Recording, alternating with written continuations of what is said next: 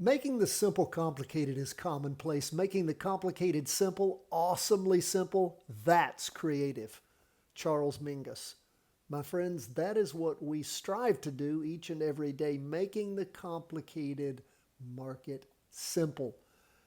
When you sit down and look at your screen, we want it to be helpful.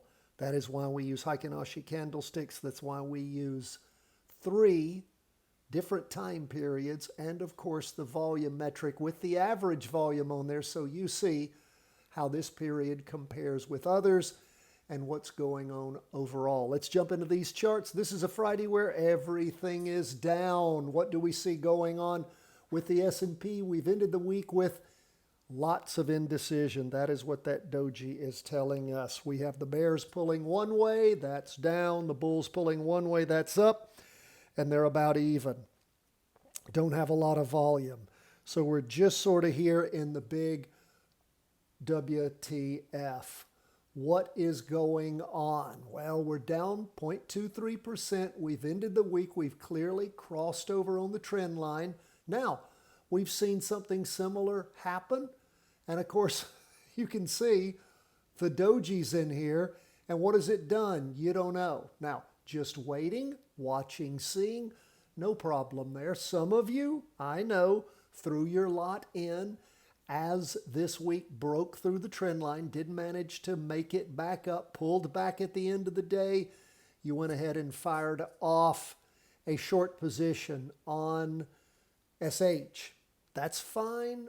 Monitor that closely on Monday, taking a lot more risk than I would take. But if indeed you went short, let's see how well you did. For those of you who held your powder, that's fine too. Remember, first rule of trading is what? Don't lose money. Second rule of trading, don't lose money. Third rule of trading, make money. Holding is fine right now. Now let's look at where we are on the NASDAQ. Decidedly more negative, red spinning top, but again, no volume backing it up. We didn't hit the average.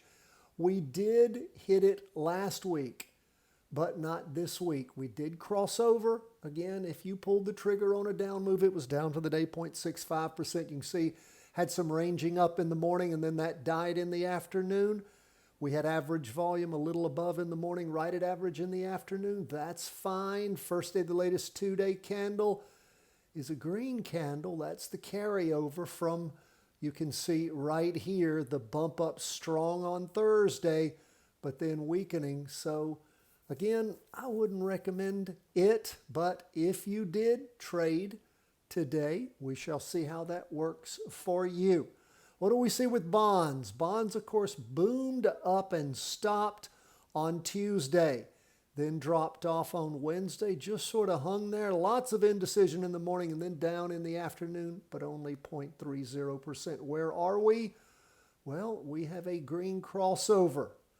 We're in crossover territory. We have above average volume. We have a nice turnaround. We are long bonds, even with the down move slightly on Friday. What about gold? Gold pulling back big time. We had gold reach its interim high back on Monday, and that's the highest it got Monday morning. Since then, sideways and down, and lots of ranging in the morning on Friday and hammering down strong, piercing the weekly trend line on the half-day chart. Look at that volume.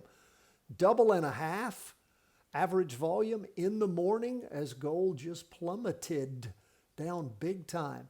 And we see a red spinning top on the 2-day candle hanging out right there on the weekly trend line. As we start the week with that big down move, I'm guessing we're going to be crossing over, going down. We'll see how the market starts off and if indeed gold has lost it or there's just a lot of profit taking. But we shall see how things play out over the weekend. We've been long gold.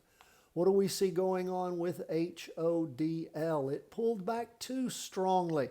You can see things bumped up nicely on Thursday and then pulled back strong 3.01%. We're still well above the weekly trend line on the 2-day and the half-day and the weekly. Nice strong candle, above average volume. Bitcoin has been enjoying this run. We are long Bitcoin. We are watching closely.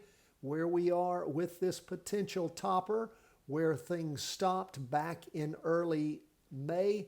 We shall see if Bitcoin has it in Bitcoin to push on through. That's where we are, my friends. Thank you so much for being with us. We always love to hear from you. Don't hesitate to reach out to us, cw@chartingwealth.com. Appreciate the new Patreon members. Appreciate the support for the folks underwriting the channel. Remember, when you join, you get two things right away. Besides the early access to the trade execution summary grid and the 5-day plus analysis and forecast that you get the day before you need it in the market.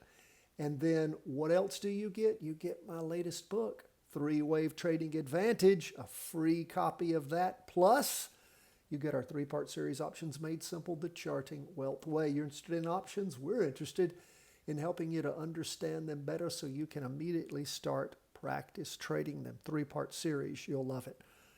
God bless, my friends. All the best from the whole team at Charting Wealth.